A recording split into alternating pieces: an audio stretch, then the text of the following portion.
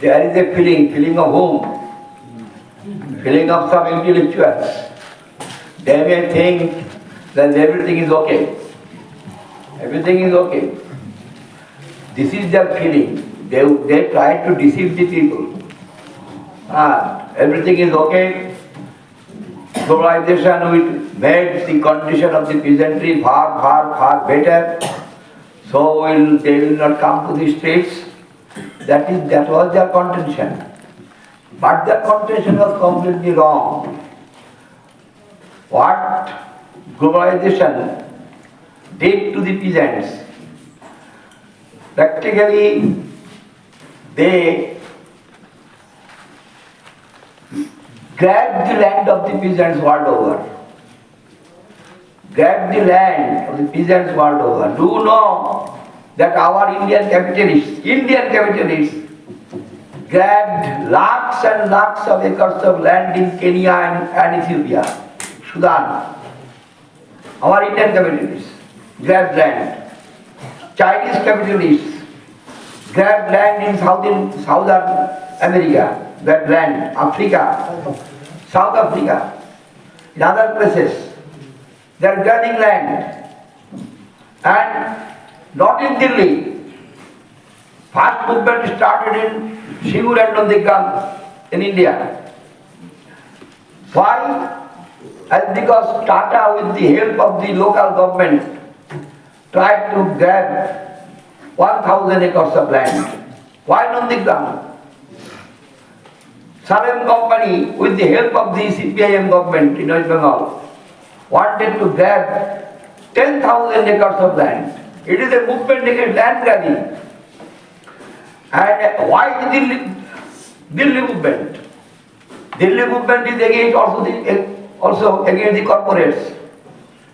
In that three laws, enacted 3 laws,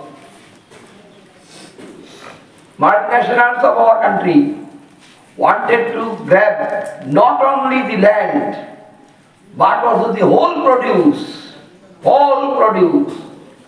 paddy, wheat, oilseeds, milk, everything they wanted to grab. As a result, the peasants felt that this will be a serious attack on them. So all the peasants of Punjab, Haryana and western part of UP, Rajasthan, Uttarakhand, they united, and with the help of the support of all India peasants, intellectuals, students, youths, women, at last they became victorious. They forced the BJP government to withdraw the enacted laws, which never happened in the history of the parliamentary democracy. Now it has happened.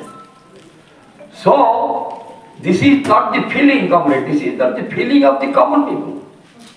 This was not the feeling of the peasants. This was the propaganda of the ruling bourgeoisie, of the multinationals.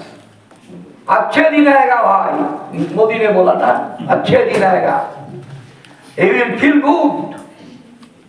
Definitely, multinationals felt good, not the peasants.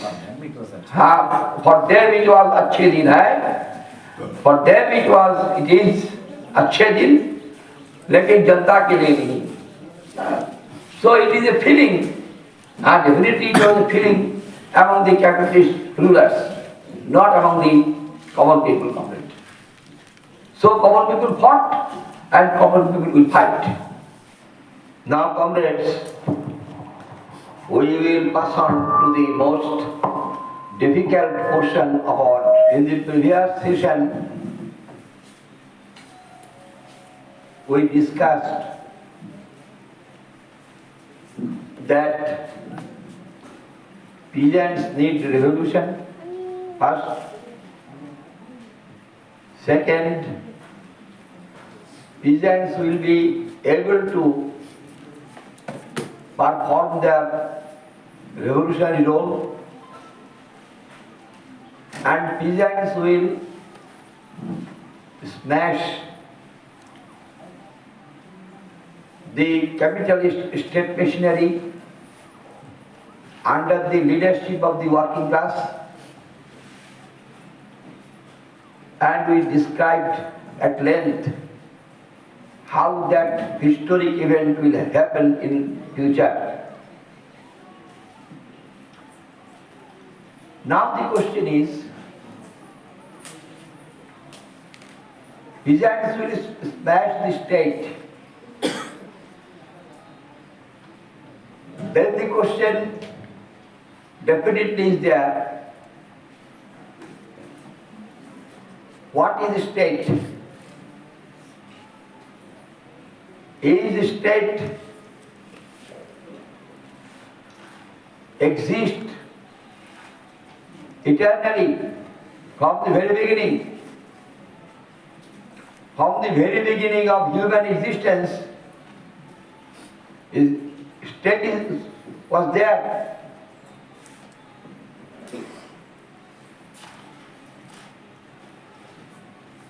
If it is not, then how state formed? On what condition state formed?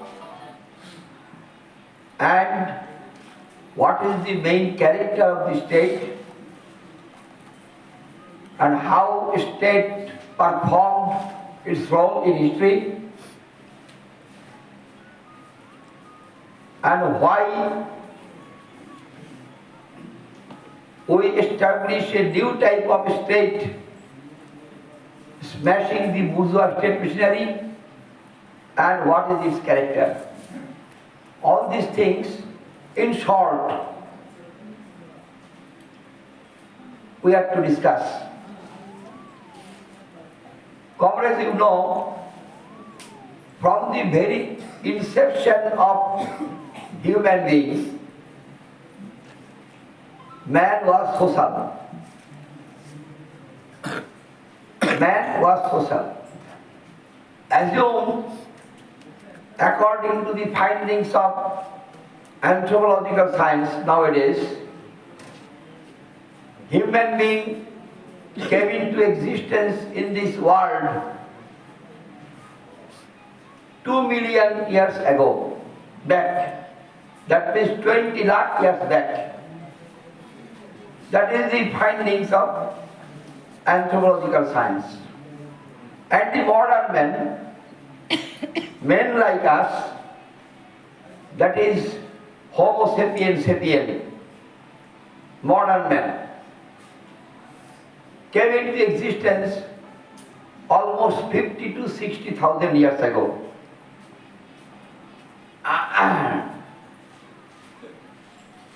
But then, from the very beginning, there was no state. There was society. There was society. But there was no state. There was no necessity of state. You know what was the first problem of human being, comrade? What was the first problem? What was the first problem of human being?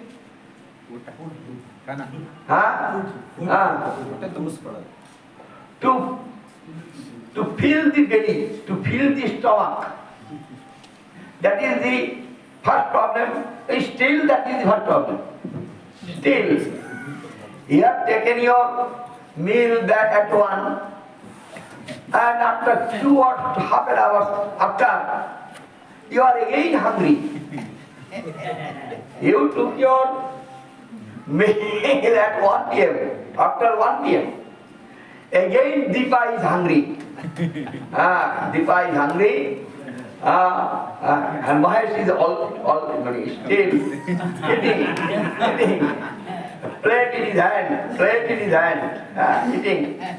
After 2.5 hours. And food is there.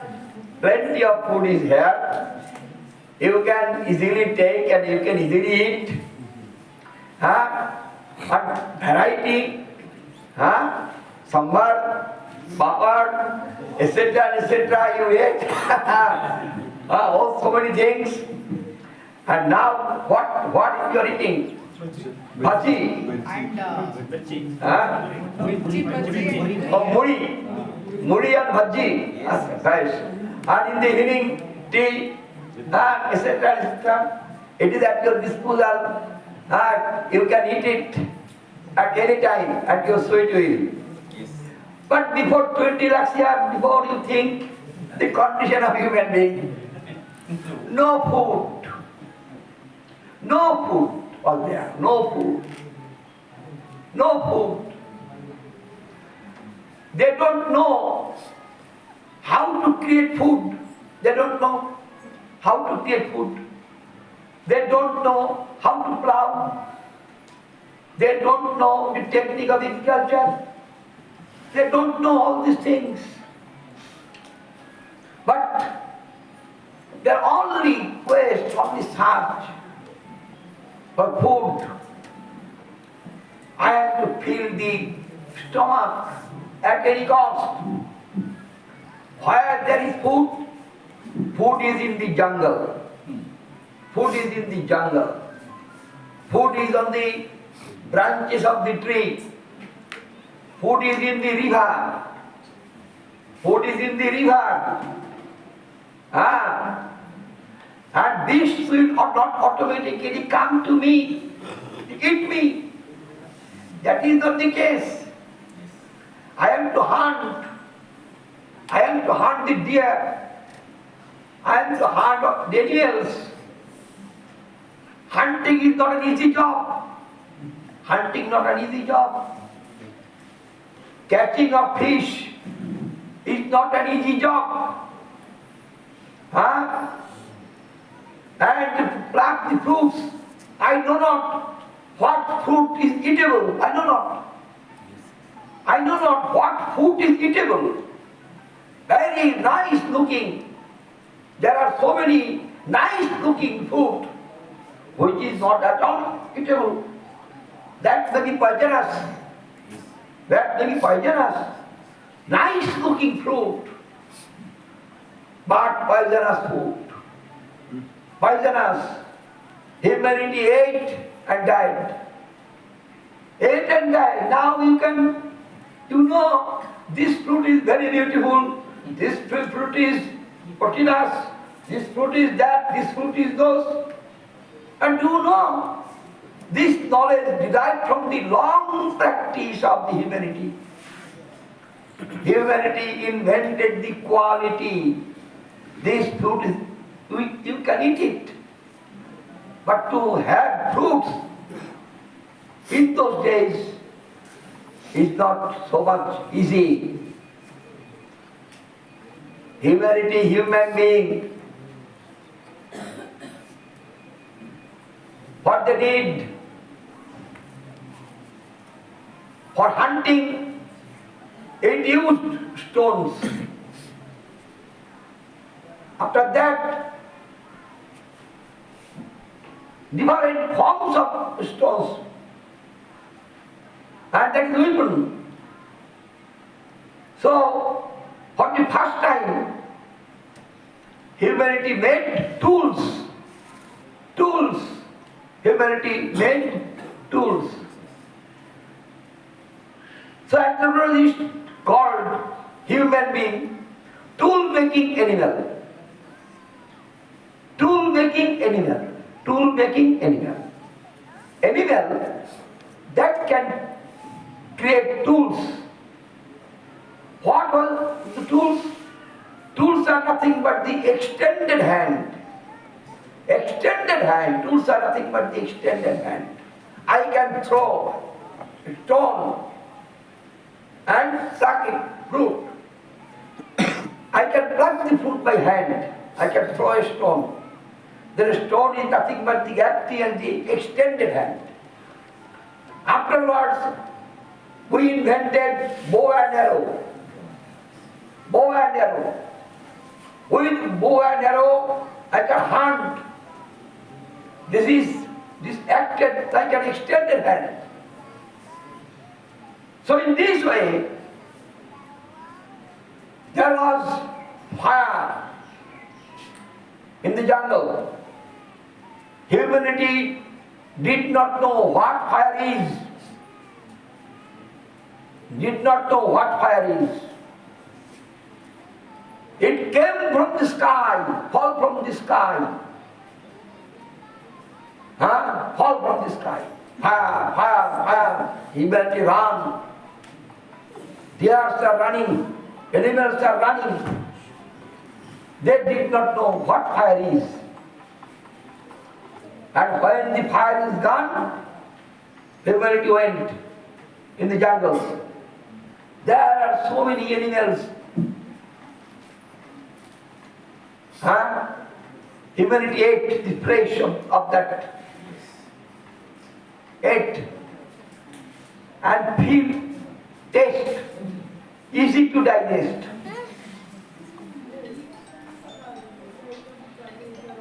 And afterwards humanity knew the true character of fire and they controlled fire. That was the first major invention on the part of the human being, to control fire, to use it. When humanity controlled fire, day was extended. Why? Before that, when sun sets, darkness, all go for sleeping. And because in the dark nothing could be done. But when humanity learned to control fire, then you can put light, darkness will disappear. You can use a portion of night, a day extended. Say previously 12 hours day, 12 hours night. Now you can use a portion of night, say 3 to 4 hours. The day is 16 hours, working time is 16 hours, sleeping time 8 hours. They extended. When fire came, humanity saw that this fire can make harden the soft clay. Fire can harden the soft clay. Fire can harden the soft clay. Humanity learned to make bricks. Humanity learned to bricks. Humanity saw, if you admixture something with clay and burnt it will be more hard, more stable. Humanity invented pottery. Humanity invented pottery. They are able to give the clay into different shapes. Humanity understood to develop clay into different shapes, and in order to make it stable, it burned with fire. Pottery came. Pottery came before agriculture, mind it. Pottery came before agriculture. Pottery came before agriculture.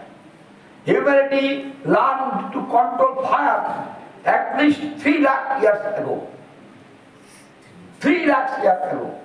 That means 17 lakhs years. Humanity did not know the character of fire. Only 3 lakh years ago, humanity understood the character of fire. At that period, what do you mean by humanity? A small group. Society means a small group comprising of 15 to 25 people. Male and female.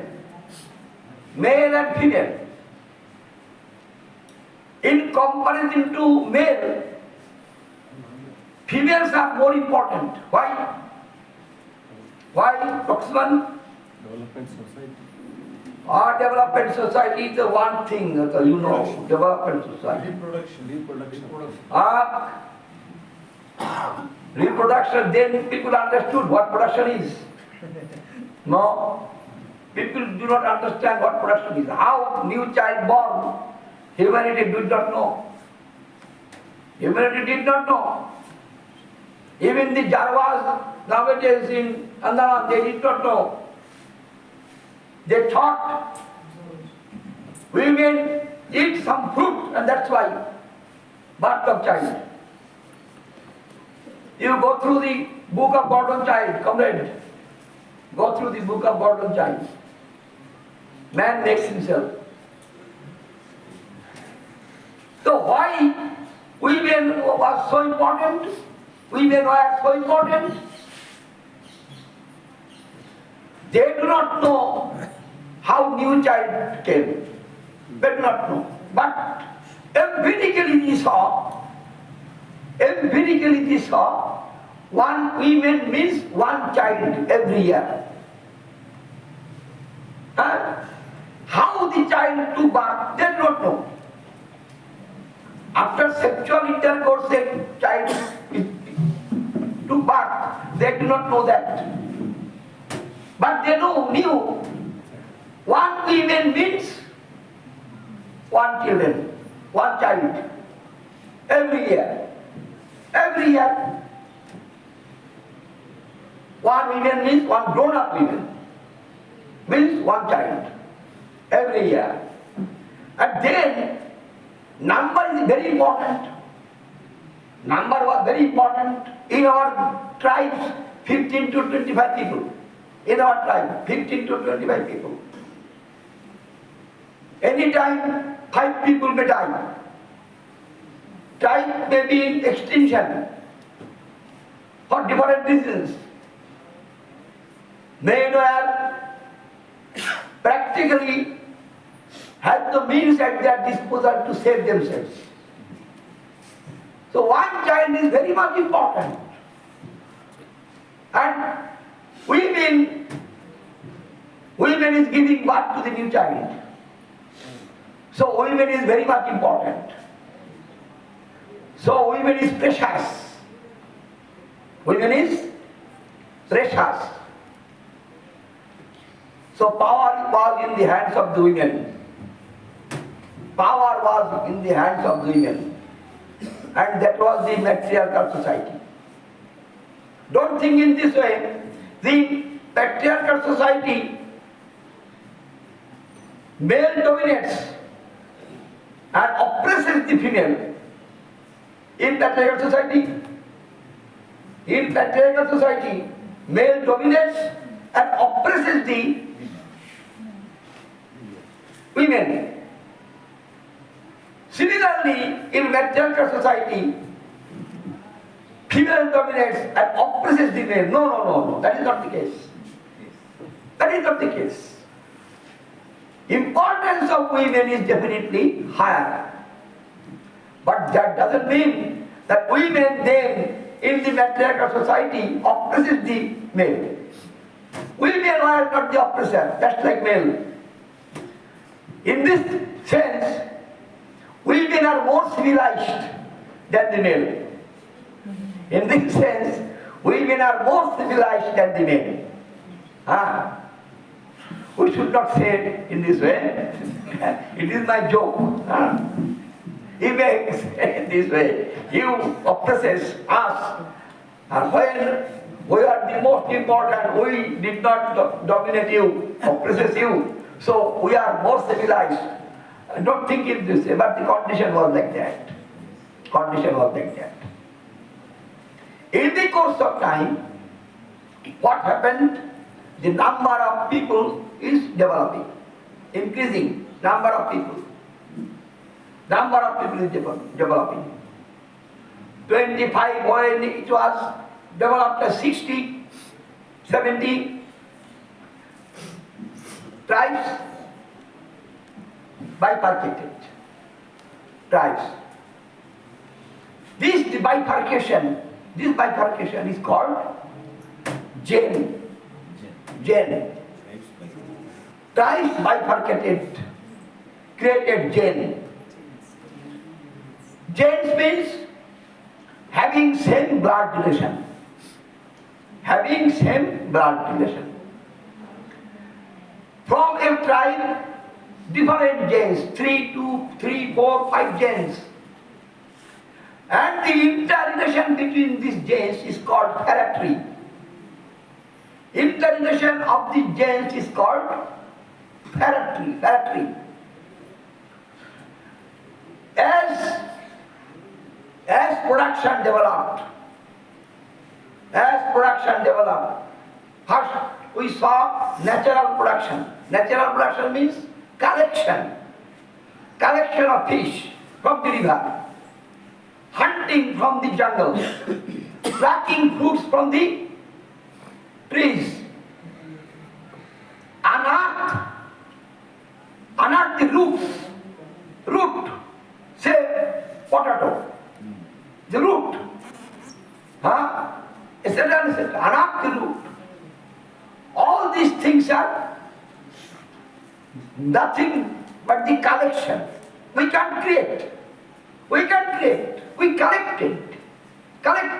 This is called natural production. But afterwards, there was a division of labor between male and female. Female collected things from the jungles, and male was physically strong. Male was physically strong than the women. Women collected things from the jungle and different places. Work of the women is to collect food, and work of the male was to hunting. Hunting is not sure thing. Hunting हो सकता नहीं भी हो सकता. Not sure. Hunting. But collection of food is sure. So women control the food of the tribe. Women control the food of the tribe.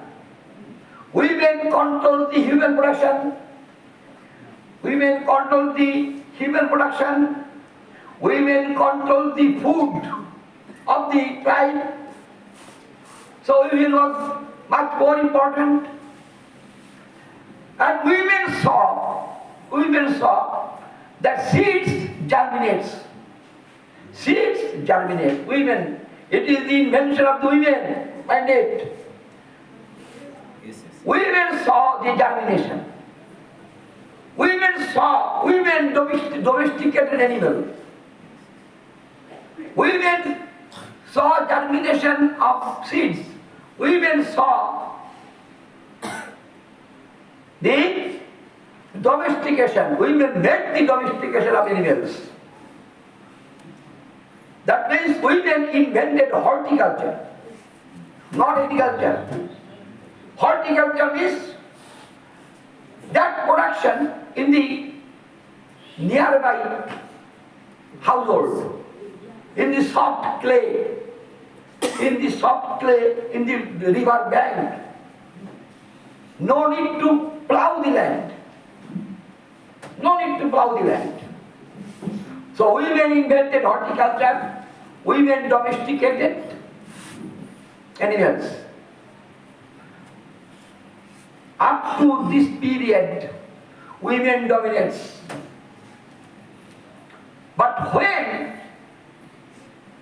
for the first time, humanity got stable source of food, we can do it. From horticulture we can get food. From domestication we can get food, flesh, etc., meat, etc., milk. By cow domestication we can get milk. We can get food, meat, flesh, etc. But after the passage of time, After the passage of time, when horticulture developed and came agriculture. In order to do agriculture, we need to turn the soil. And in order to turn the soil, some weapon is necessary. Weapon was not in the hand of the female. Women was in the hands of the male. And because male was engaged in hunting, sharp weapon was in the hands of the male. Then male engaged in agriculture. But for turning soil, male used this weapon. For agriculture, male participation is a must. For food, now, food was in the hands of the male. Food has gone to the hands of the male. Women collection became secondary. Prayer became secondary. Society became male-dominated. Because male controls the food, society became male-dominated. All the wealth was in the hands of the male. All wealth was in the hands of the male. Land was in the hands of the male. Plowing and agriculture was in the hands of the male. So society became male-dominated. Patriarchal society developed. Patriarchy developed in this way. It seems to you it is a matter of an hour. No, comrade. It took thousands of years. Not 1 year, 2 years, not 100 years. It took thousands of years to convert the matriarchy into patriarchy. So agriculture developed, pottery before that developed. With agriculture what came? Think practically complete. With agriculture what came? With agriculture came we have to save some sorts of food, seeds, wheat or paddy, which we produce, all we eat. It is not. We have to save something for next year agriculture. Savings appeared in the society. Savings. Do you understand, Nagaspita, Deepa, Mahesh? Understand, Govind? If we eat everything, think practically. If we eat everything we produce, then next year agriculture will be impossible. So we have to save something for the next year agriculture, which we can use as seed. And in order to save the seed, we have to keep it in a safe place. Already pottery is there. We have to keep it in the clay pot. So with agriculture, it came, and another thing came. Before agriculture, what we the human being did, think practically complete. Food in the jungle, food in the river, and after 2 or 3 years, all the animals finished, all the fruit finished. Then, what is to be done? I have to go elsewhere. So people are nomads. Do you know what nomad is? Nomad. here and there, to and fro movement, pendular movement. No fixed area, no fixed area of living. But when agriculture came, this is the land from which we can produce food. This is the land by which we can produce food. Then, if food is there, then I can live here. Food is there, I can live here. I will live beside a river. And because in the river there are fishes and fresh water for agriculture, water for agriculture, and land will give us food. So I can live here. So in order to live, I am to create heart. In order to live, I am to create heart. So carpentry came. Not pottery only, but carpentry came. I am to cut off the woods, make it timber, and convert it into my house, small house. In the meanwhile, I learned brick making. With those bricks, I can build up my house. And 30, 40 family, a village appeared. With agriculture, village appeared. Some people of the same origin, same tribe, same gen, they are residing in one place, fixed. Their food is also fixed. They can reside with ease. So in this process of development, village appeared in human history. Side by side in the villages, developed another thing. Handicrafts.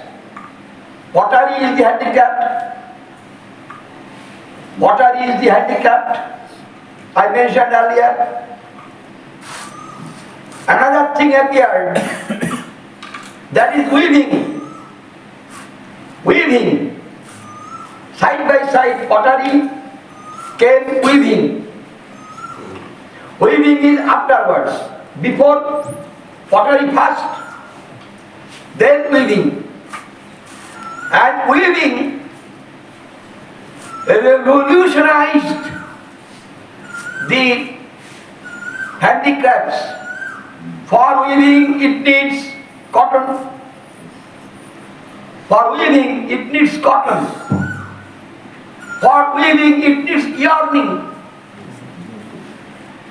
For weaving, a separate thing is necessary to connect all these things.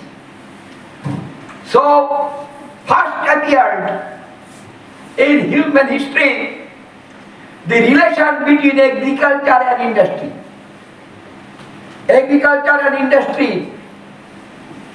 Agriculture is connected with industry. In order to weaving, I need cotton. Cotton is the product of agriculture. Cotton is the product of agriculture. Men will not eat cotton. Before that, we eat wheat, we eat rice, we eat vegetables, everything for human immediate consumption, for food.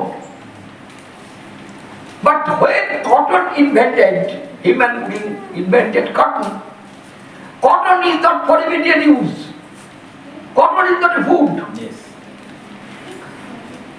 Cotton, if we are to use cotton, then we have to know the art of weaving. We have to invent the art of weaving. So agriculture and industry, though handicaps, don't say industry, handicaps. Handicaps. Agriculture with handicaps related. So in the village, another thing appeared. For agriculture, we need women to plow. We need women to plow. Hard metal. First bronze. Bronze. Afterwards, bronze is very much short-lived. Afterwards came iron. Iron plow. In order to have iron plow, humanity invented iron ore. Humanity built iron ore, extracted iron and formed it plow. So a particular section of people appeared in the human history who knows it.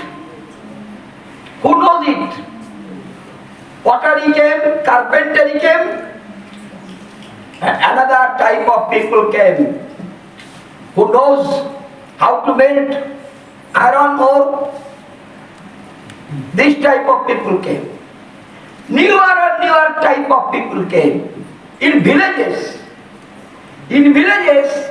some are engaged in agriculture, some are engaged in pottery, some are engaged in weaving, some are engaged in Carpentry.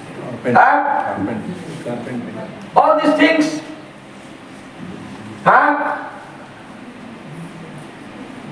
They know how to make implements.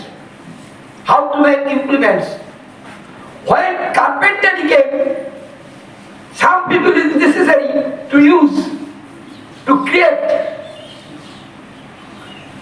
that machine, that thing, that instrument by which we can weave.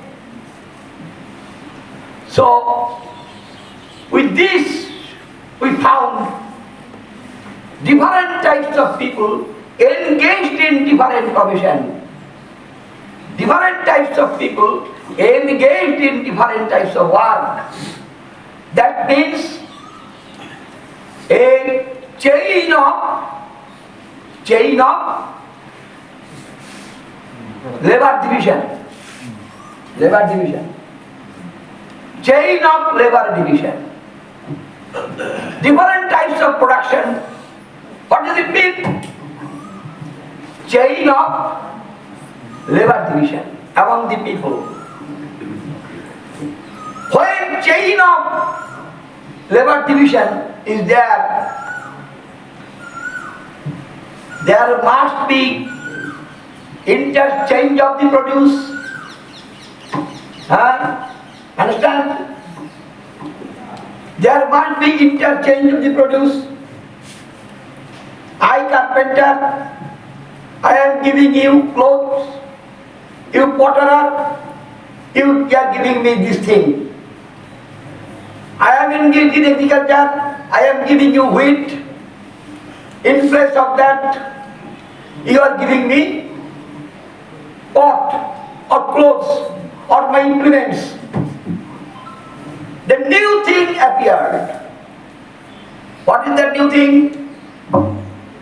What is that new thing? Exchange. Exchange appeared. With this exchange, what appeared? What appeared, Ganesmita? Production relation. Barter system. Medium of exchange. Barter system. Medium of exchange. Trade. With this, what appeared? Trade. Which Barter. humanity first invented, which appeared? Exchange. Through exchange, what created? Production. Barter system. Production. Relation. With exchange, it created community. With exchange, it created community. Huh? You know, all you know. You know it. ಸರ್ಕೋ Bluetooth mode. ಸರ್ಕೋ ಅನ್ನೋದು ಬಂತು.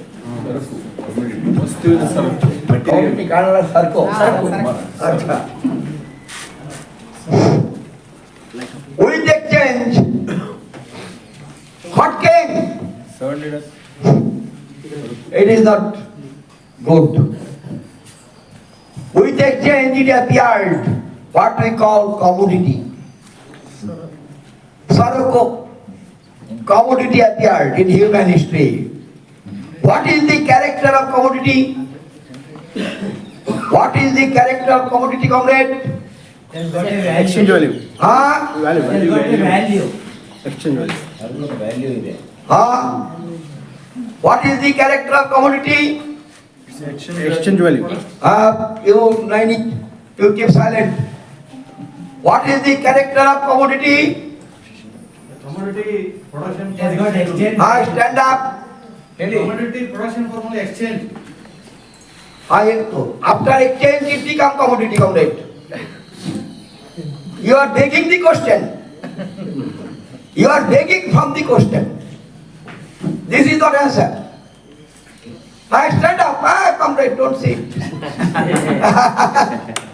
You are a student, unable to answer questions, so stand up.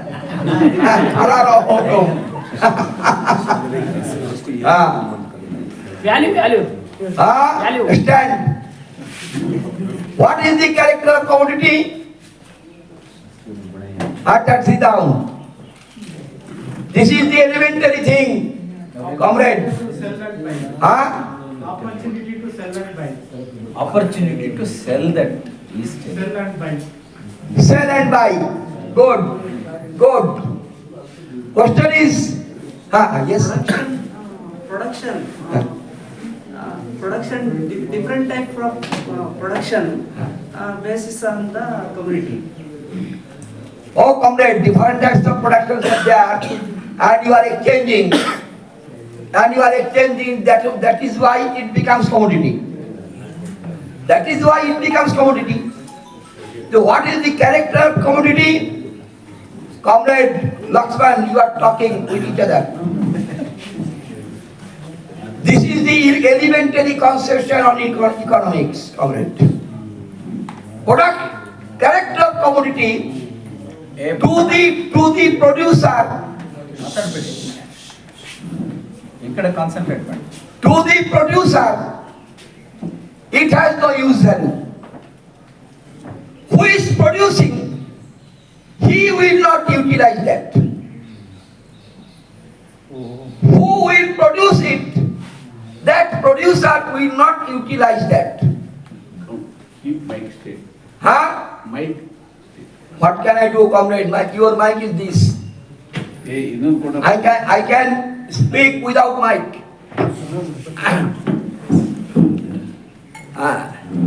Let me stand. He will hear from my character of commodity is such.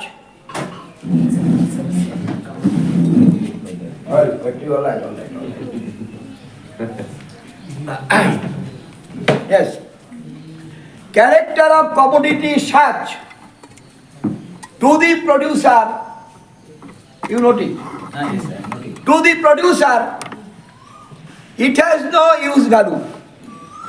The producer will not use it. I am preparing the thing for exchange. What does it mean? It means I will not use it. Anybody else will use it. I am producing it for sale. I am producing it for sale. And this article will be used by those who are not producing it.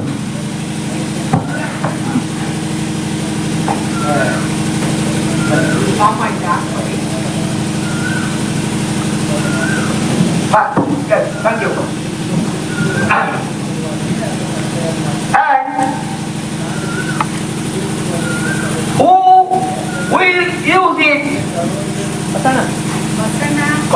comrade, please.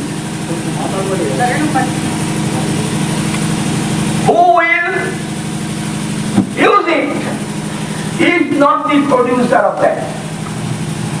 This is the character of community. This is the character of community. So in society, it appeared a change. It appeared character. It appeared a new form of thing that we may call commodity. Clear, comrade?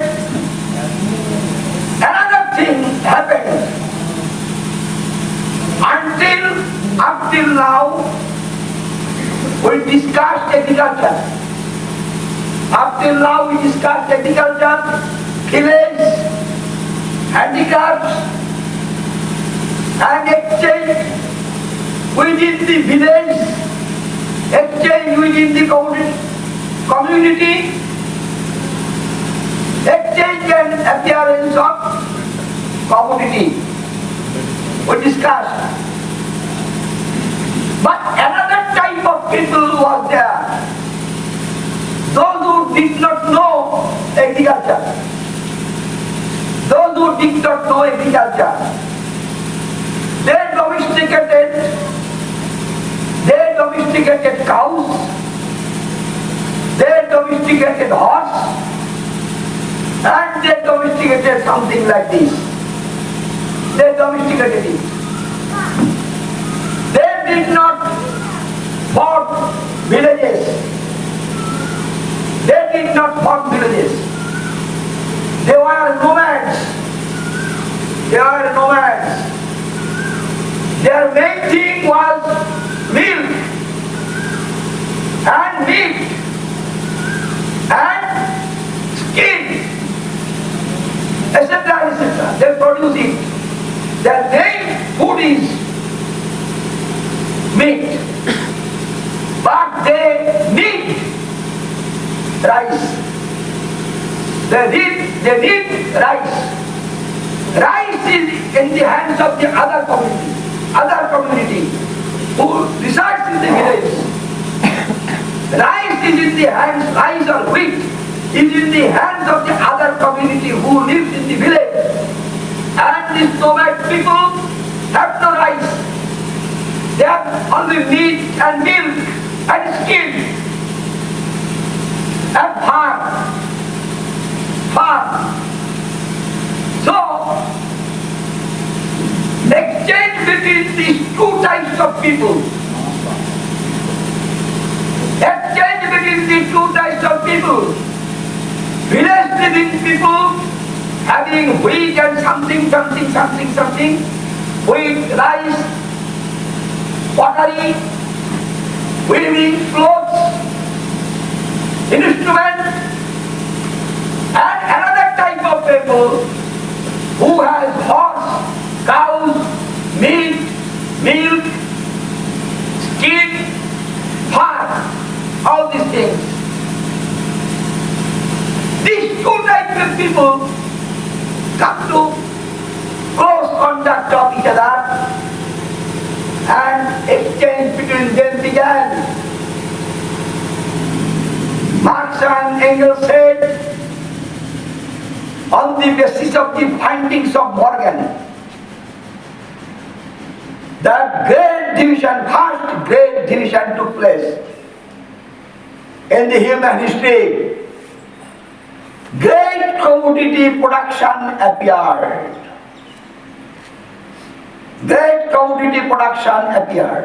Production developed. Agricultural production developed. Horticultural production developed. Pottery developed. Weaving developed. Carpentry developed. Meat production developed. On the whole, huge development of the production developed in the human history. And as a result of that, exchange developed, commodity production developed, production not for immediate use, but production for exchange.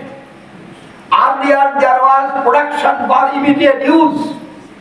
Now production for exchange appeared in the human history for the first time after the invention particularly of iron. After the invention particularly of iron, and iron developed the power of human being a lot. So metal iron is a revolutionary. Itself metal iron is a revolutionary in human history. The development of agriculture, the development of animal husbandry, the development of handicrafts. In these three sectors, tremendous development of the production took place. But one important problem was there, comrade. You have to see that. One important problem was there. Urge for production increased, but the necessary labor power needed to produce, the development of number of human beings is not so much at par with that necessity. That is a tremendous problem which humanity facing. We need more labor power for production. But we have not so much human being at our disposal within the village, within the community. So, what is to be done? Engels said, Engels wrote, what humanity did previously in a fight between different tribes. The tribes won the war. They murdered and ate the defeated tribe. Ate. Human being was then cannibal. Then cannibal. Cannibalism was there in the human being, in humanity. They did not murder the women. They incorporated the women within the tribe, but they murdered the men and ate. But from when the necessity of the labor power developed, man developed to produce noise. Don't close your eyes.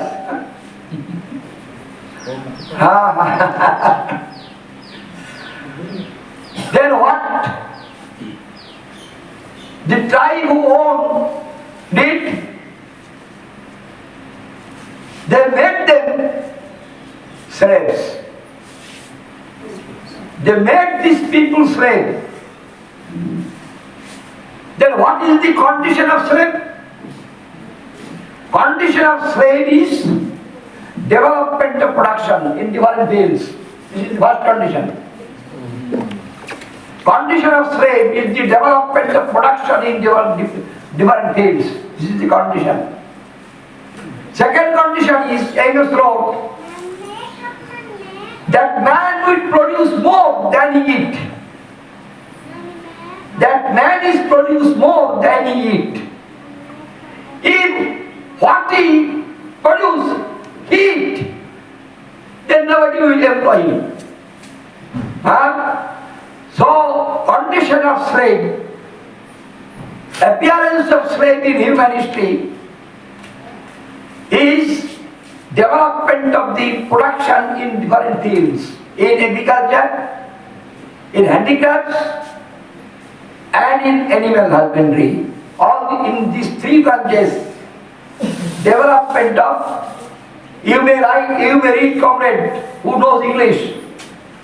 I like to propose last chapter of comrade Engels, Barbarism and Civilization. In the book, Origin of Family, Private Property and the State, last chapter. Please read it carefully. Read it carefully. So, slaves appeared due to this.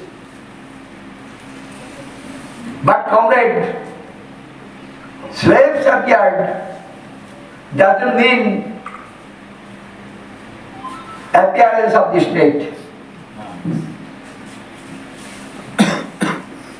We know state is the instrument of coercion by one class to another. We know it. First state was the state of the slave owners. That we know, to coerce the slaves. But it doesn't mean that when slaves arose, then and their state arose.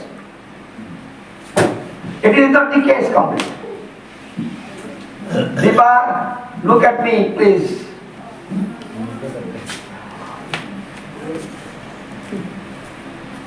First state arose.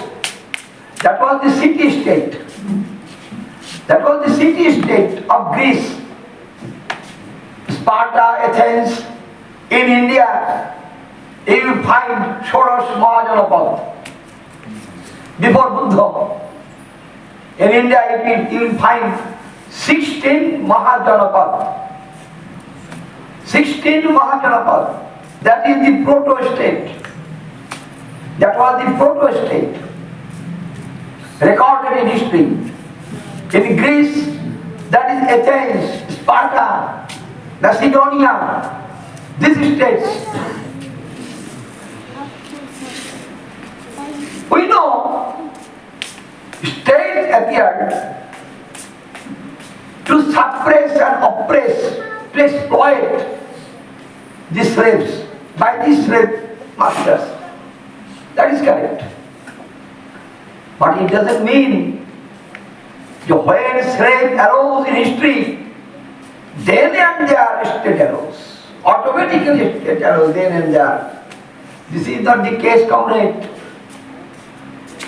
First class division arose in this way. Then society goes on. Society goes on developing. Exchange goes on developing. Appearance of towns. Why appearance of towns? Due to the development of trade and commerce. Due to the development of trade and commerce. People from different types meet in a single place to exchange their commodity. To exchange their commodity. Different types. Say, people, merchants from 400, 500 village community came in a place to exchange their goods, commodity. And you see, that place must be on the side of a river. All towns, you see, in history, and nowadays also, all great cities are on the bank of river. Is it not? Calcutta is into the bank of Hooghly River. And you see all the great cities in southern India, all are situated on the bank of a river. Why river? Can you tell why river? It is because to carry commodities through boat is easier. Not only easier, you can do it throughout the year. You can do it throughout the year. But you can't carry commodities through road throughout the year. And because road is muddy. Road is muddy. At least 8 months in a year, the road is not usable. And it is costly. But river navigation is easier. You can carry your commodities through river, through boat. So a place of exchange is definitely on the bank of the river. are the people made to exchange? And now you think, practical thing, 500 people of 500 villages met in a single place to exchange their commodity. Think, how sparrows, you think? They are what we need. There must be a rule, there must be a regulation of exchange. Thousands and thousands people assembled. There must be an arrangement of their footing and lodging. There must be an arrangement of footing and lodging. There must be an arrangement to keep their boats. There must be an arrangement so that their commodities cannot be looted by the dacoits. There must be a system of exchange. When there is exchange, already money is there. Lending is also appear, lending. When there is exchange in the gigantic scale, there will be lending. Take it and I will give you afterwards in the next. I will give you lending. Sala. All these things, there must be a regulation, system, law. If there is a system, if there is a law, there must be a law enforcing authority.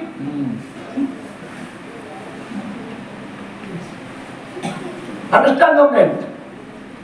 If there is a law, there is a system.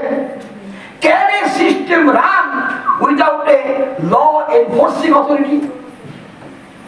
I made laws. Who will make laws? The different merchants. And they were all slave owners.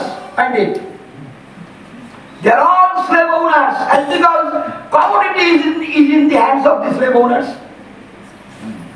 All the merchants are nothing but the slave owners. They came. Suppose slave owners of 500 villages met in an assembly. That was slave democracy.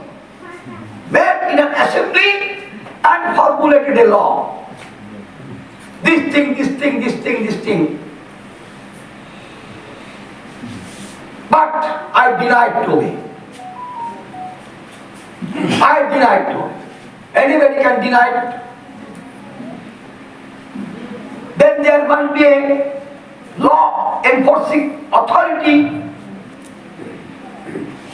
That assembly must create a law enforcing authority. Who can be the law enforcing authority?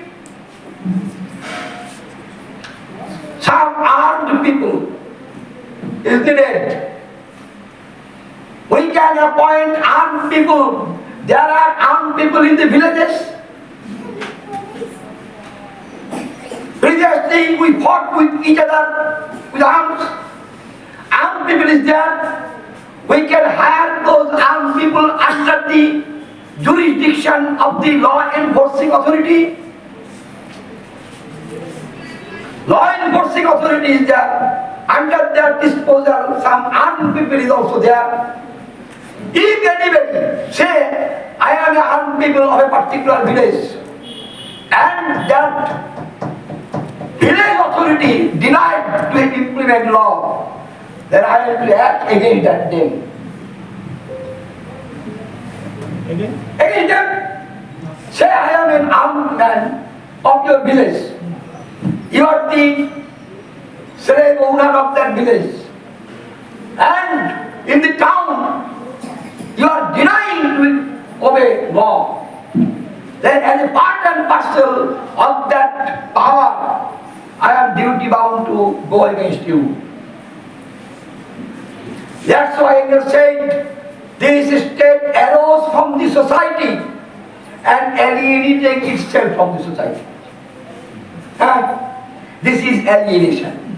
This is alienation. I am of the village, but I am not of the village. I am from the village, but I am not of the village. I am of the town. I am of the law enforcing authority. Clear? Yes. Clear are you? Yes. And this law enforcing authority is state. This law enforcing authority is state. This state suppresses the slaves as well as suppresses the slave owners also. If in the Rome any slave owners denied to obey the rule of Roman Empire, he should be suppressed and annihilated. Is it not? Is it not? Yes. Are you clear, comrade? In what way state arose? This is the way. Caste division is the basis. This is correct. But after the caste division, after the appearance of slaves, some time elapsed, 500 years, 600 years, 700 years, maybe 1000 years elapsed for the formation of this state. This is how I told it in brief, very brief. This is not the fault of Comrade Sunit Kumar. If there is any fault, it lies on me. You see, who is the producing power? The slaves. Who is the owner of the produce? Slave owners. Slave masters. With this produce, slave masters went to the market for exchange. Exchange grows. Comrade, hear me. Exchange grows. Exchange grows. Necessity of the slave grows. Burden of work grows. Oppression on the slaves grows. Slaves rebellion started. And who is that power that may suppress? That authority. That armed authority. That armed authority which formed in the towns. Under a town there are 300, 400 villages. That is the state. The state has its own area. In that area, all the slave masters are the ruling class. All the slaves are the ruled. All the slaves are the ruled. Continuously, as because trade and commerce increased, necessity of the commodity increased, burden of work increased, slaves began to protest. Slaves began to protest. Rebellion took place. And who protect that slave masters from the rebellion of the slaves? Who protected? Who protected? Who destroyed the rebellion of Spartacus? State. Roman state. Before 71 years of the birth of Jesus Christ. And before Spartacus, thousands and thousands slave rebellion took place. So, because the force of production, the slaves, ultimate burden is on the slaves. But initially, there was no slave religion. rebellion. Initially, mind it. Initially there were no slave rebellion. Initially, slave system is the natural system. Why? You understand it?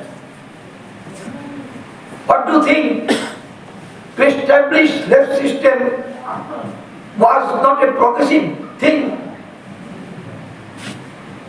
What do you think? Why it is progressive? To establish slave system is a progressive move. Why? Government, stand up. Why it was a revolutionary stepping? From clan communism to class system, slave system is a development, is it not? Yes. It's a revolution, is it not? Yes. It's advancement, is it not? Why? Some people are subjugating some people. Is it advancement? We are saying, Marxists are saying it is an advancement. Why? Production relation. Production relation. All you know what production relation. Why it is an advancement? Why it is an advancement? Why it is a revolution? Why it is a progress? Yes, speak in English. I can't follow you. Productive tools developed. Production tools का development हुआ तो बहुत अच्छा बात है, लेकिन development तो हुआ, लेकिन उनका जीवन, मनुष्य का जीवन में क्या बदलाव आया? Women's civilization is women's civilization is here. Yes. Class contradiction. Class contradiction क्या? Why it is beneficial to the slaves? It will be a revolution, advancement, when it will be beneficial to the rights of the people. Food and everything they Food. earn more, comrade. Before To prevent the oppression by the slave owners of the slaves. but last life they didn't have any foods or anything. So this social feudalism given Feudalism कहाँ पे आया? Feudalism. slavery is given food and better life. Then before How it is better life? you give definitely. Previously man was free. Now the man was in bondage. How it is better life? But previous they didn't any definite food or definite place living different. But this They live in the villages. Definitely food is there. Definite place is also there. ಗುಲಾಮ್ಗಿರಿ ಮೊದಲು ಅಲೆಮಾರಿ ಜೀವನ. What I discussed, in the village there is definite food, there is definite shelter. Your point is not correct. Why it is development? Why it is revolution? Production is development. Production is increased. Production is increased. Production is increased and used up by the slave masters. Production, the slaves are not the owner of the production. So, what's the benefit of production increase? You have to answer my question, comrade. If there is plenty of time, then I can raise so many questions like this. You have to answer, why this revolution? From clan communism to slave system is a revolutionary change. It's an advancement. It's progress. It's a progress. Not only progress, it's a revolutionary change. Consolidation of forces. No, comrade. You can't throw. Division of labor. You can throw stones.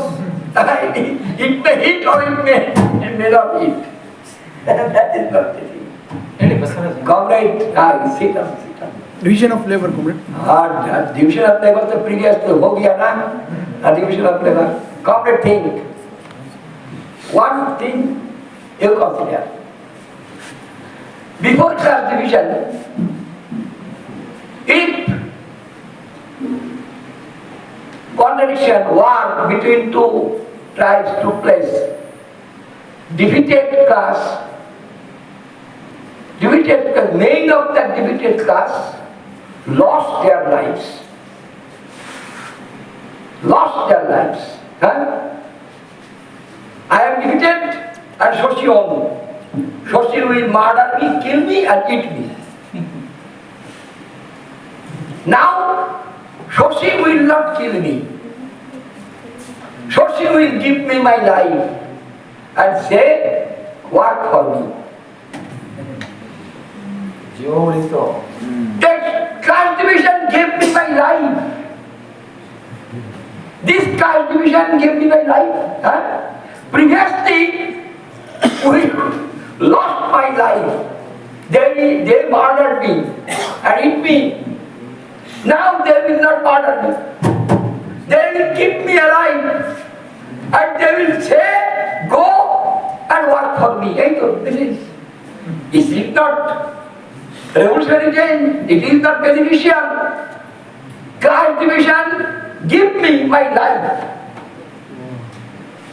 And because I am beneficial to the owner. Previously I was not beneficial to the owner. That is why it is revolutionary change. Clear? Yes, comrade. That is why it is revolutionary change. That is why it is progress. Progress means you have to compare with the past. What was in the past and what was in the present. You should not compare with the present condition. Why religion is also then, at the period religion also came. And religion was the tool in the hands of the human being. Why religion was revolutionary religion? Religion at that period was a revolutionary religion. Moses defied the slave owners, slave state. Moses, have you heard them? Mosa, Isha, Musa. Why? What religion said? We are all equal before the eyes of God. We are all equal before the eyes of God. Yes. That's why religion is progressive revolution at that period. So in this sense, slave system is a revolutionary change of society. Clear? Yoga within 7:30.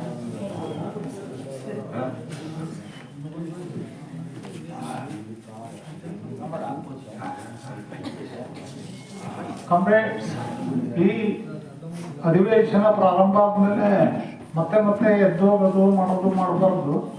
ಏನಾದ್ರು ಇದ್ದೇ ಈಗಲೇ settle ಮಾಡ್ಕೊಂಬಿಡಿ. ಯಾಕಂದ್ರೆ ಒಂದೇ ಸ್ಟ್ರೆಚ್ಚಲ್ಲಿ ಅವರು ಮುಗಿಸ್ತಾರೆ. ಮತ್ತೆ ಅದು ಕನ್ನಡದಲ್ಲಿ ಇರುತ್ತೆ, ಇಲ್ಲಾಂದ್ರೆ ಡಿಸ್ಟರ್ಬ್ ಆಗುತ್ತೆ. Please cooperate. ದಯವಿಟ್ಟು ಮಾತಾಡಬೇಡಿ ಮಧ್ಯ. ಯಾಕಂದ್ರೆ ಅವರು ವಿಷಯದ ಬಗ್ಗೆ ಮನಸ್ಸಿಟ್ಟು ಹೇಳ್ತಾ ಇರ್ತಾರೆ. ಅವರ ಅಷ್ಟು ಮನಸ್ಸಿಟ್ಟು ಹೇಳುವಾಗ ನೀವು ಮನಸ್ಸಿಟ್ಟು ಕೇಳಕ್ ಬಂದಿದ್ದೀರ, ಕರೆಕ್ಟ್. ನಿಮ್ಮ ಪ್ರಶ್ನೆಗಳು ಇದ್ರೆ ಈ ಒಂದು ಅಧಿವೇಶನ ಮುಗಿದ ನಂತರ ನಿಮ್ಮ ಪ್ರಶ್ನೆಗಳನ್ನ ದಯವಿಟ್ಟು ನಿಮ್ಮ ಜಿಲ್ಲಾ ನಾಯಕತ್ವದ ಜೊತೆ ಚರ್ಚೆ ಮಾಡಿ. ಮಧ್ಯೆ ಮಾತಾಡೋದು, ಮತ್ತೆ ಎದ್ದೋಗೋದು, ಫೋನ್ ಅಟೆಂಡ್ ಮಾಡೋದು ದಯವಿಟ್ಟು ಮಾಡಬೇಡಿ. Thank you. Comrade Shivprakash, you come in first row. Yes. Shivprakash ಬನ್ನಿ. ಈ ಕಡೆ ಬನ್ನಿ.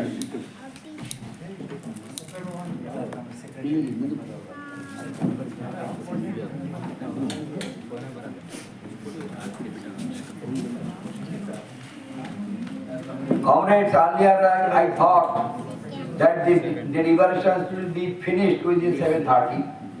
Now please lend me another 1 hour. Thank you. You are continuously you are eating and taking tea.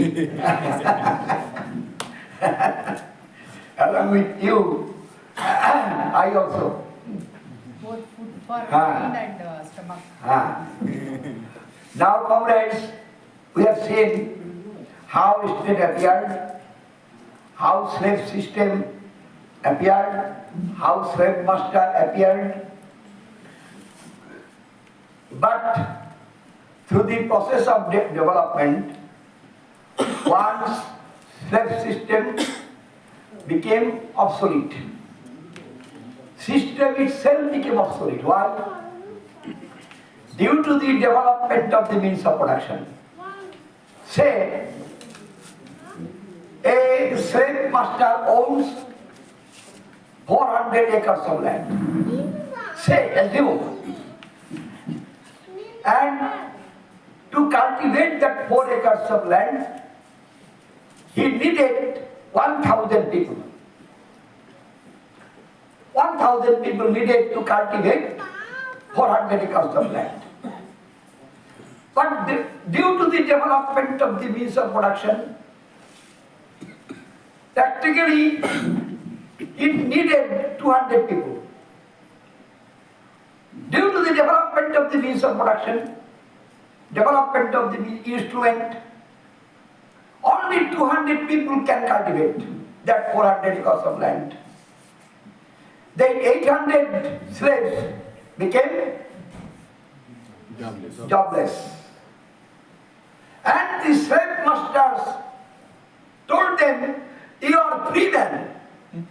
You are free men, free men. Worse than the slaves. Slaves will get food and shelter. And this free man will not get food." Nothing. In the last period of the slave system, free men arose. They are free to starve. They are free to starve. Free to starve. Sayake. They are free. Due to the development of the means of production and instrument, once upon a time who were slaves, they became jobless, not useful to the slave masters, and slave masters told them, "You can go, I have no need of you, your service. You are free, free men." Freedom. What type of freedom it is? In the streets of Rome, you read Decline and Fall of Roman Empire by Gibbon, the famous book. Gibbon wrote, in Rome, there were more free men than the slaves in the last period of Roman Empire. Nameplate. Just like in the capitalist system nowadays. Same thing. Compare it. Just like modern capitalism. People engaged in production in the industry in India now is 3 crores. 3 crores they are employed in the industry. And the number of unemployed is 20 crores. 7 times. People employed in production 3 crores. People not employed, free men. People employed in the factories, they are the wasteland. They are wasteland. And people not employed in the factories, their numbering is 20 crores. They are trying to be a wasteland. They are trying to become. They are trying to be a wasteland. But the owners of the factories will not purchase their labor. Just like the last period of Roman Empire. Slave masters exploited the labor of the slaves. But the slave labor was not useful. They are not capable to use the labor of the slaves, and because the development of the means of production. Similar thing nowadays in capitalist system, due to the development of the means of production, a man can do 100 men's work. A man can do 100 men's work with machinery. The owners will utilize machines and they will tell the people, go, I will not hire you, I will not hire you. These women revolted, not the slaves in the work, mind it. These free men revolted in the main. They were the would-be slaves. They were desirous to be a slave, mind it. They were desirous to be a slave. But the slave masters were unable to purchase them. That's like nowadays. An unemployed man, young man, desires to be a wage slave, but the owner is not desirous to purchase their labor. Same as the slave system. These free men, along with the slaves, revolted against the slave masters and destroyed the slave system. Slaves fought, but the main force was there. Free men. Free men. Free man. Yeah. Main force was this free men who are the disciple of Christ. Who are the disciple of the Christ? Disciple of the Christ was this free men. In the main. Free men means they desire to be a slave. Wanted slavery. Wanted slavery. They wanted to be slaves. They wanted to be a slave. Clear, comrade? Yes, sir. Yes. Clear? Very fine. There is similarity of slave system with present day country. Huh? I am not mentioning feudalism. No need of that. Civilization developed in the period of slavery, not in the period of feudalism as such. Feudalism is a very slow process. Art and literature and culture developed, science developed at the period of slavery. In the Greece, Heraclitus, Democritus, Plato, Socrates, Aristotle, all are the product of the slave system. All are the product of this slave system. Huh? Is it not? The Roman law. This is the product of the slave system. Humanity developed, civilization developed in the period of slave system. But slave system has become obsolete due to the development of the means of production, development of the instrument. Clear, complete this point? Very fine. It has its similarity with the modern day capitalism. Capital exploits labor. We all know. Profit of capital comes from the exploitation of labor. We know. But capital has the power to hire all existing labor power. Capital has got the power. Why? As because shortage of market. Capital, what the capital will do by hiring all the people? What the capital will do? What the capital will do?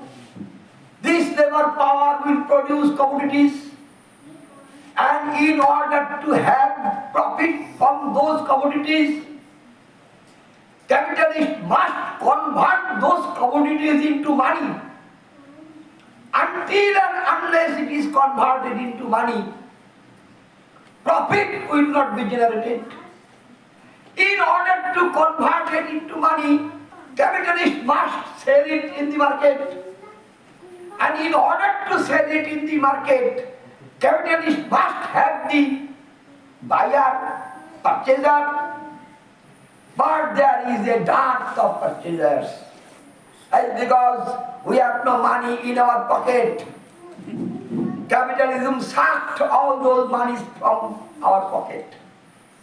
We are penniless, so we have no power to purchase the produce of the capitalist enterprises. And this is the thing. So capitalism will not hire labor power, and there will be a serious problem throughout the nation, throughout the country. Why capitalism will doom? Why? Marx said capitalism will doom. And that's because capitalism has become obsolete. Capitalism can't run. In the early days of capitalism, capitalism was not obsolete. Capitalism can give employment. Capitalism can produce more. Produce. Then there was worldwide market to purchase. Then capitalism was revolutionary, not obsolete. But nowadays, capitalism is obsolete. Capitalism is obsolete. Capitalist state, now the capitalist state, on behalf of the capitalist entrepreneurs, capitalists, they are suppressing the people more and more. Now the state, capitalist state, played the role of suppressor. Now the thing is that relation of those have-nots, the laboring masses, the unemployed youth is also the part and parcel of the laboring masses. They are also labor. Unemployed youth is also labor. They are in the labor market with the labor power. But nobody is willing to purchase that. That's why they are unemployed. That's why they are unemployed. But they are labor, part of the labor process. The slavery system, when started, it was progressive. Definitely, I told earlier. It developed a lot. So, what will happen? The relation between capitalist state and between the laboring masses, the contradiction is developing and developing. What will be the result of this contradiction? I say in the first session, how the people will fight the capitalist state and smash it. Capitalist system will be smashed, creating a new one. This is the contradiction. Just like capitalism, just like slave system became obsolete due to the development of the means of production and instrument, likewise, capitalism has become obsolete due to the development of the means of production. This is the thing. Capitalism is obsolete and people will destroy it. Just because slave system, slaves destroyed the slave state machinery.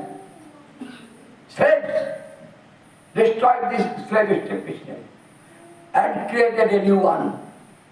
Likewise, in our capitalist system, the people, working class people, the unemployed youth is nothing but the part and parcel of the working class people. They are the sons and daughters of the unemployed, of the working class people. They will fight along with the masses and destroy the capitalist system. That is the thing. I will not tax your patience anymore. You showed tremendous patience. So, comrade, new state formed. Proletariat class. In the first session, I discussed categorically how the proletariat class will destroy the bourgeois state machinery and we will establish a new one, socialist state. In the first session morning, I discussed a lot on this subject, so I am not dealing with that. A new state, previously task of all these states is to suppress, is to oppress, and is to exploit the toiling millions. Two tasks: slave-owning state, feudal state, bourgeois state, all states did two tasks. One, they suppress and oppress, first task. Second, they exploit. These two tasks. But the newly established system, that is our socialist system, has one task. One task. That is to suppress the exploiters. That is to suppress the workers. This state need not, this state has no necessity to exploit. This state will not exploit anybody. This state will not allow anybody to exploit others. This state will not allow anybody to purchase others' labor and gain profit from it. This state will not allow, but this state will suppress. Whom? All the other states suppress the majority for the interest of the minority, for the interest of the handful people. But this state, socialist state, will suppress the minority for the interest of the majority. For the interest of the 99% people, this state will suppress 1% people. 1% exploiters. That 1% people, they wanted to establish a system which helps the exploiters. So our socialist state will suppress them. There is no democracy for the exploiters. Our state will not provide any democracy for the exploiters. No democracy, no right for the exploiters. But our democracy will provide, our system, socialist system will provide democracy for the 99% people. 99% people will get everything. They are the owner of all the wealth of the society. 99% people is the owner of all factories, all agricultural field, all wealth under earth. They are the owner. Say, compare between peasants under capitalism and peasants under socialism. We are AIKKMS, representative of peasants, laboring masses. Compare between these two. Say, in a capitalist system, I am a peasant. Then I am purchased land. I am purchased land, say 10 bigha, 10, say 3 acre. What is the cost of that 3 acre land? 30 lakh rupees. Minimum.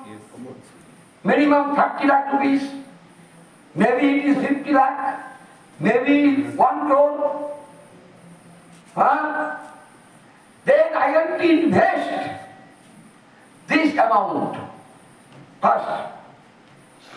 Then I am to purchase water, I am to purchase seed, I am to purchase fertilizer, I am to purchase electricity, I am to purchase other instruments, I am to purchase labor,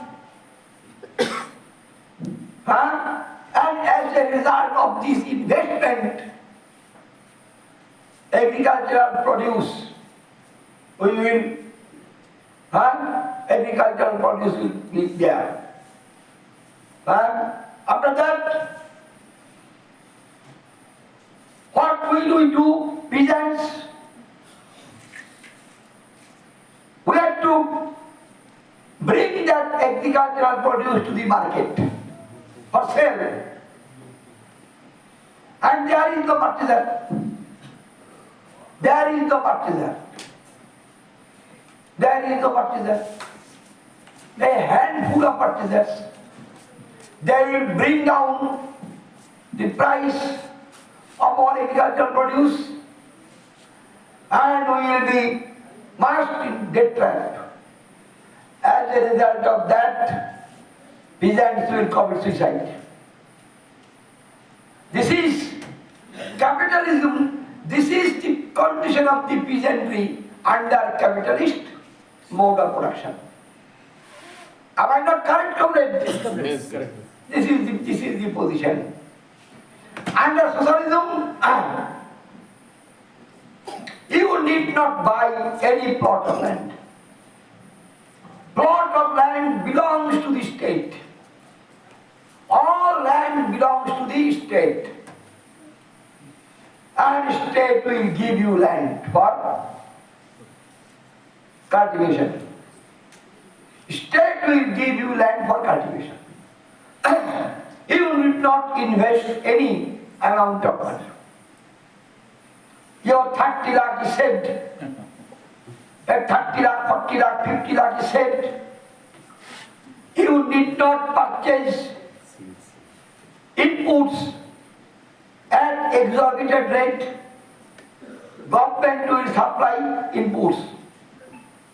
Fertilizer, paste, pesticides, seeds, water, electricity, diesel, tractor, not labor. You can't purchase labor. Government. Tractor is a tool. Government will supply as a definite cost. There will be tractor stations in different places. You can go there. You can put down your name, area of land. From tractor stations, tractors will come and plow your land. You have to give the tractor stations its remuneration. Now, after crop comes. In this way,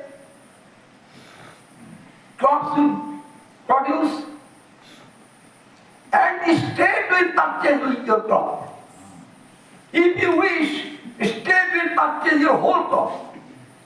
But if you think, no, I will not sell all crops. I will sell 70%, 80% crop and 30% will be in my hand at least. You can do that. State will purchase at a fixed rate. So there is no problem of selling your crops. So why lies the problem? This is socialist agriculture. This is socialist agriculture. In socialism, you will not plow your land alone. There will be collective. I have 10 acres of land, he has 5 acres of land, 3 acres of land. Forcefully it will not be collective. And because the peasants will see from their experience that to plow land individually is not beneficial. to plow land collectively is beneficial. System will explain. Say, I have a land 10 acres and I am plowing that land, cultivate that land individually. And side by side, a big land farming is there. They are the owner of the 10 acres of land. They are getting more than me. So why I remain isolated? I will join in the collective. No force. So collectivization develops. Collectivization develops. In this process, in the Soviet Union, when Comrade Stalin was there, then 90% land was collectivized. In up to 1948, 97% land was collectivized. All peasants joined in the collectivization. Only some, a few, are isolated individuals. So this is the difference between agriculture in capitalist era, agriculture in socialist system. What is the task of the state? To make all the means of production collective. Factory will be collectively owned, land will be collectively owned, everything will be collectively owned. What will be its result? Its result will be difference between the people will diminish. How? Say an engineer of a factory and a labor of a factory. Definitely there is discrepancy between their wages. One will get 1,000 rupees, another will get 300 rupees. That is individual wage differs. But there is another thing which we may call social wage. Social wage, that means education all are same. The children of an engineer and children of a worker will read in the same school. Same school, same curriculum, same facilities, treatment, health. The sons and daughters of an engineer will get similar treatment just like a worker. Your train, bus, 1 rupee per day. You purchase a ticket, an entire day. You can ride through bus, transportation, this is like this. Equal. Your health is broken. You need some rest. There will be plenty rest houses. Equal for the engineer and a worker. These they call social ways. These they call social ways. And you are a worker. You have only 6 hours to work. They divided the day into 4 parts. 6 hours for sitting. Nagasmita slept 8 hours a day. Huh? When she woke up, so she correctly telling at 8 a.m. Then 8 a.m. And after doing some important work in mobile up to 12 night, Nagasmita went to bed at 8. 8 hours. I know not. So she did not tell anything to me. She is wondering. She is wondering how you could tell. I sleep more. I sleep more. But Nagasmita will not get this time in socialism. And that is why he is against socialism. Nagasmita is against socialism. And because socialism will not allow her to sleep 9 hours. Socialism will say 6 hours. Sleep. hours for leisure period, 6 hours for cultural activities, and 6 hours for education. They divided the hour day in 4 parts. Education, 6 hours. In the time of Stalin, working hour diminished to 5 hours. And in the course of development, working hour will be less than 4 hours, 3 hours, 2 hours. Why?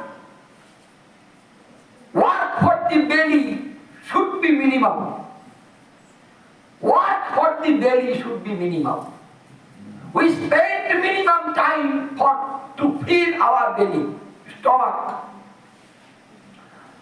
And then Nagasmita may think, if working hours are also 3 hours, it is very, very beautiful socialism. I will be allowed to sleep for 20 hours. Now Nagasmita will be in favor of socialism. Yes, okay. At last, I understood the importance of socialism. Socialism will say, no, comrade Nagasmita, you will not be allowed. You have to do some creative work to develop the mental faculty of the people. From all eternity, when men first came to this world, 24 hours men spent for stomach. First man. Yes. He spent 24 hours. All the day and night. Yes, all the day and night. All the day and night. Subsequent. Searching for food and food and food and food. Thousands and thousands years men spent in this way. Under slave owning system, same thing. Under feudalism, same thing. A handful of people was full of luxuries. Under capitalism, some people are full of luxuries. Rest of the people are wandering for food and shelter. But in socialism, we will change the entire vistas of civilization. Work for the stomach will be less, minimum. And rest of the time, we will spend for education. We will spend for culture. We will spend for knowledge. We will spend for the development of the aesthetic standard of the people. We will search for newer and newer things. We will cross the boundary of this world, this earth. We will venture into the galaxies. We will find out new world.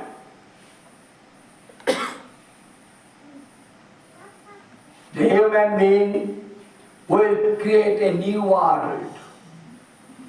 Then our fight is against the nature. There is tremendous contradictory fight with the nature, nature with man. There will be antagonistic contradiction. In the human society, there will be no antagonism. In the human society, there will be no antagonism. But still antagonism remains with the nature. We will venture into the new world. Get new thing, new civilization, new human being, new people.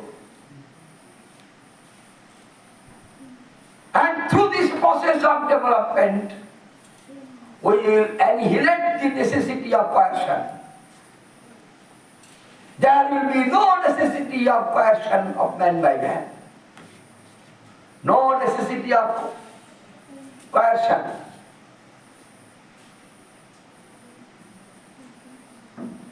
We will develop the culture of the people. Somebody will say, we will create, Marx said, we will create a society where people take according to their necessity. And people work according to their ability. You may say, comrade, what will happen if I can take as much as you can, then I will take more. Next week I will take more. Comrade, what's the necessity of taking more? Yes. Why? Why? There will be no necessity of taking more. And because he will have tomorrow, what is your necessity? He will have potato, he will have orange, he will have wheat, he will have rice, he will have meat, he will have fish, he will have so many things. What you didn't, he will get tomorrow. And because there is plenty, we will produce plenty. When there is plenty, when we can have as much as we need, then nobody will bear the burden to take much. If the necessity of taking much disappears, then greed will disappear. Huh?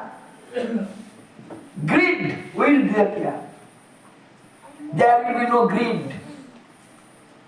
Why greed? Why greed is there? Greed is there because there is shortage of things. Shortage of things. Which I want, I may not have that. That is why greed.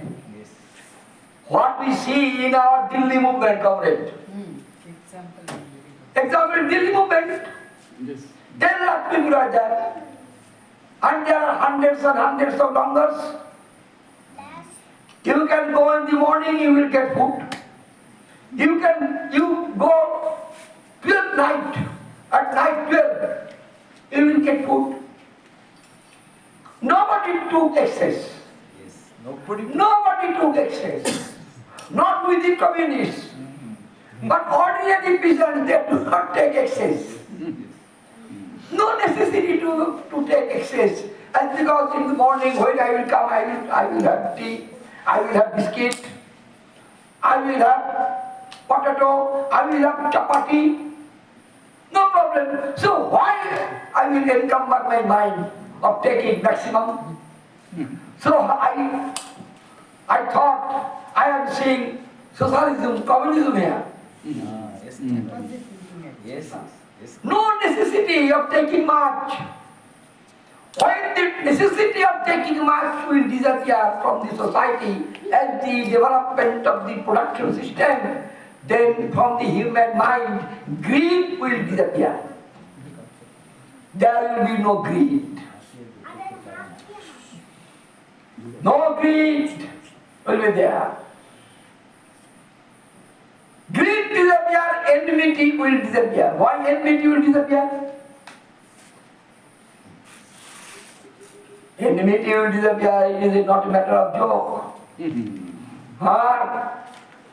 In between Nagasmita and Shoshidhar, there is enmity.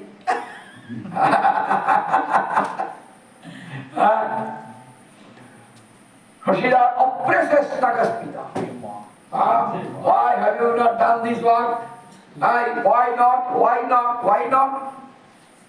And Nagasmita feels, oh, what an oppression.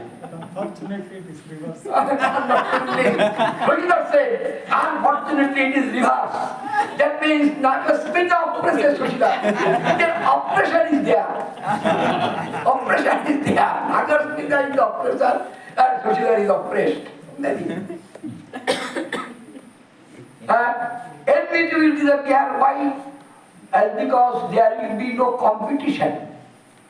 There will be no individual competition as such.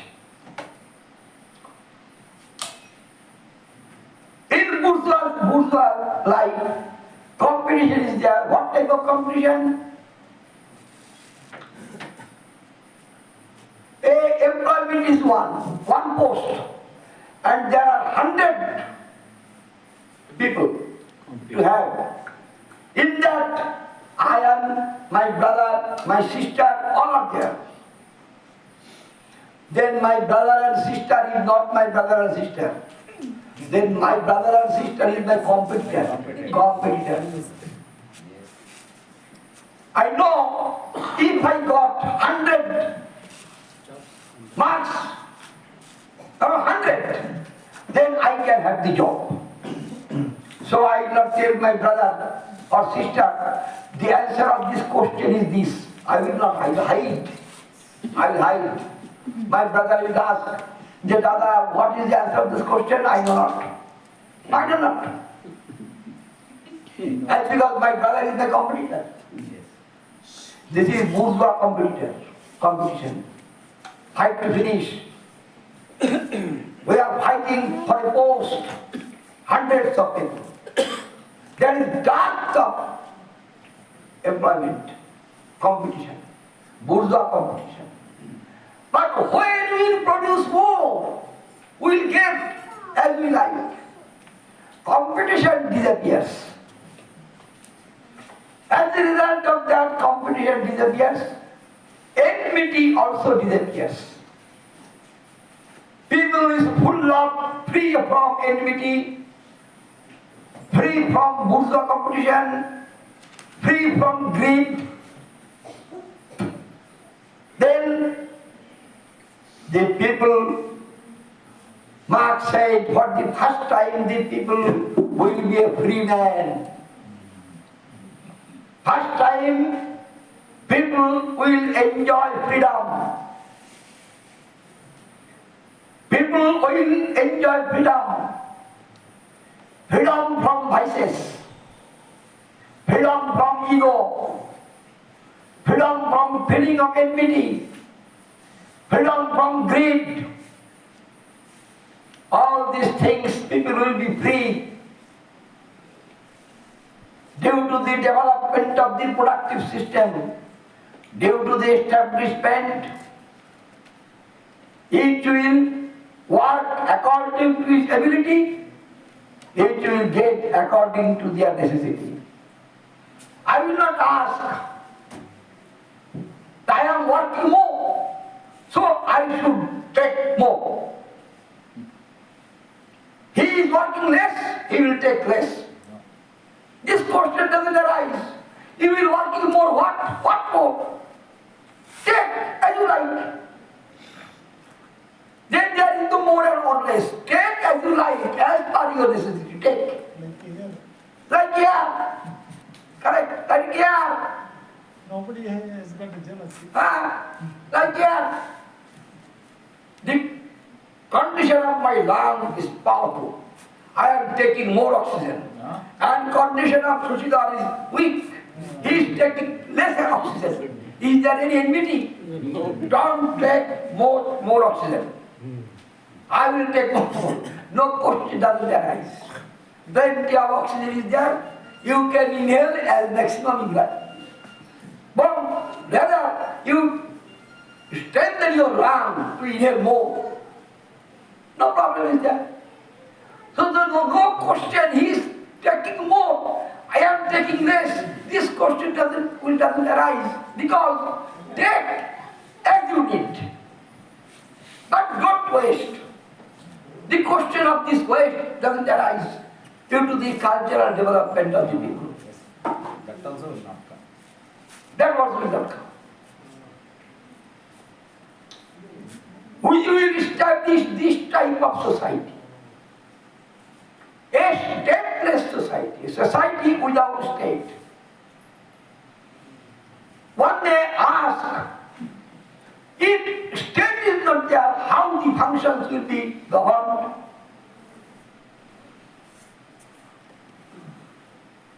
In our society, 90% work is governed by the society, not the state. In our family custom, it is governed by the state. Our village life, so many customs are there. If you introduce me with your mother, I will go down before her. This is not a law-abiding process. This is a custom, good custom, definitely. That there are two things, society and state. Society governs 90% of work. Nowadays also. Nowadays also. State governs only 10%. Governmental work and state and instrument of person. Administration. Then on administration will be run by the society. Society will produce and society will distribute.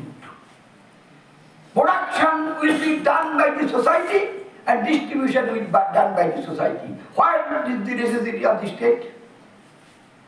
If there is no need of coercion to anybody, necessity of state doesn't arise.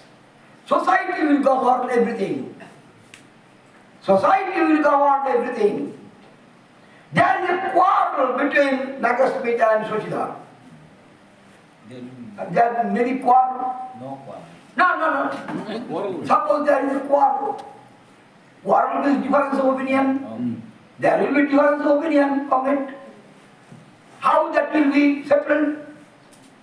Not by the state, not by the judiciary, but by the social structure. There will be argument and counter-argument, question of right and wrong. Then that will be settled through practice by the society. And then there will be no need of any party. No need of any party. We are trying to develop a party. There will be no need of AIKKMS. It will disappear. Yes. It will disappear also. Only one thing remains, that will be humanity. We are all, there will be no Hindus, there will be no Muslims, there will be no Christians, there will be no upper caste, there will be no lower caste, there will be no rich, there will be no poor, there will be no white, there will be no black. Only one identity, that is, we are all human beings. We are all human beings. And this society, this type of society will be evolved through the long process of development of human struggle, which we called communism, comrade. Stateless society. Stateless. Stateless. Without state. Without state. Stateless. Lessness without. Stateless society. With full of culture. And this state, nobody will destroy. Society will undertake the functions of the state gradually. Yes. How? Society will undertake. Now state is governing the production. Slowly and gradually society will govern the production. So the work of the state diminished. Now we are exchange things by money. Then no need of any exchange. Society will distribute. Society will distribute among people. No need of exchange. So no need of money. Money will disappear. Competition will disappear. Greed will disappear. Judiciary will disappear. Administration will disappear. State function will be disappear. Slowly and gradually, all works of the state will be done and governed by the society, social structure. And this is the wither away of the state. State will lose its validity slowly and gradually. Society will undertake the activity of the state. State will wither away. Marx said, for the first time in history, man will become independent.